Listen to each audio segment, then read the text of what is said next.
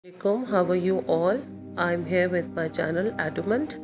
Today we are going to discuss Newton's second law of motion as it mainly deals with the force. So first of all, we'll know about what the force is. Force is an action that can change motion. So it means that force is a sort of push or pull that move or tends to move, that stops or tends to stop the motion of an object.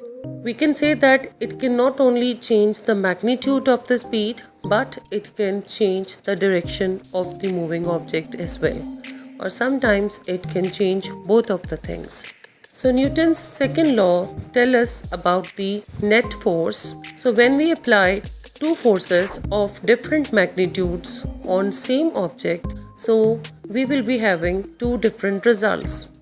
To the object whom we applied more force will accelerate at higher rate. So it means that if the same force is applied to an object with greater mass, it will accelerate with lower rate. So it means for heavier masses, we need more force to accelerate, and for lighter masses, we need less force comparatively to get them accelerate. So we can say that the greater the mass of the object, the more force is needed to make it move. Always remember, force must be unbalanced or net.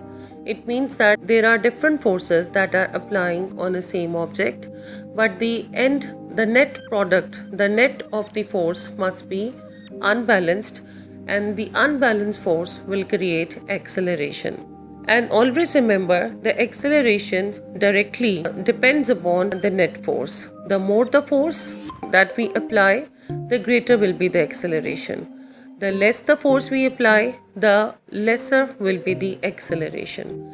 Secondly, the acceleration depends inversely upon the object mass. It means if the object is heavier, so by applying less force, the acceleration that will develop will also be less.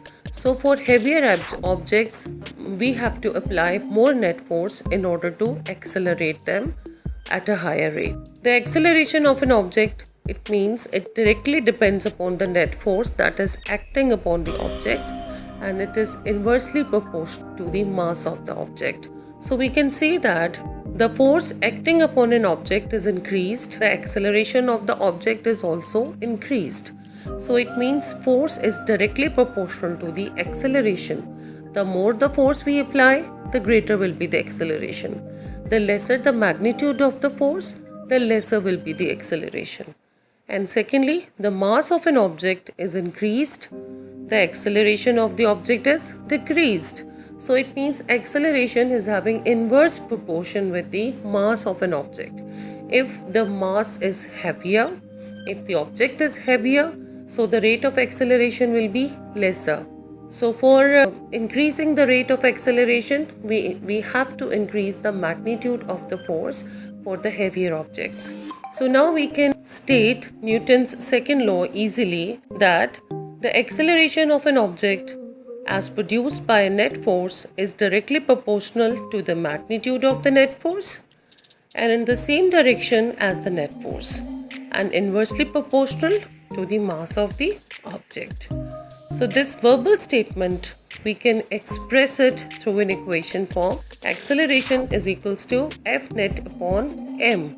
So the net force is equated to the product of the mass with the acceleration. So it means F net be equal to the product of mass and acceleration. So this is Newton's second law. And now just we move towards the unit of the force. The unit of the force is Newton. We know that the SI unit of the mass is kilogram, and the SI unit for acceleration is meter per second square. So the unit of force is Newton, and we can say that 1 Newton is equals to 1 kilogram into meter per second square.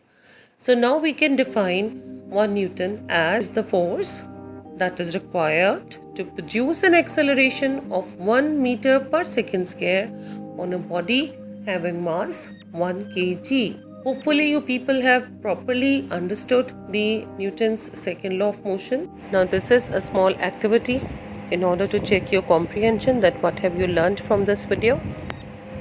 Thank you. Take care.